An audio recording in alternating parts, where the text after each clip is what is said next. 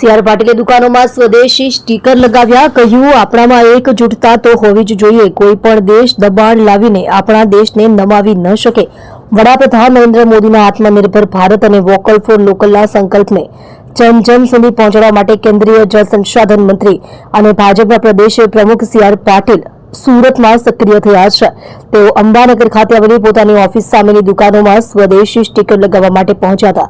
આ દરમિયાન તેમણે દેશનું નામ લીધા વગર એક મહત્વપૂર્ણ નિવેદન આપ્યું, જેમાં તેમણે દેશની આર્થિક સ્વતંત્રતા અને એકજૂટતા પર ભાર મૂક્યો।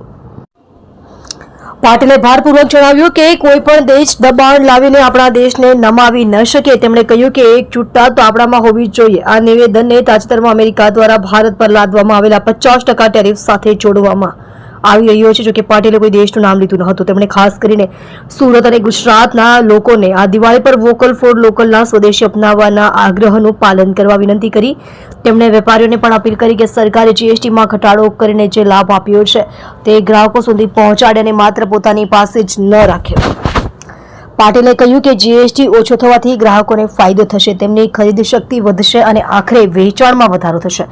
આનાથી વ્યાપાર ચક્ર ફરી ઝડપથી ગતિમાન બનશે। તેમણે પીએમ મોદીના નેતૃત્વમાં મળેલા તકનો લાભ લેવા અને દેશને આત્મનિર્ભર બનાવવામાં યોગદાન આપવા પર ભાર મૂક્યો હતો।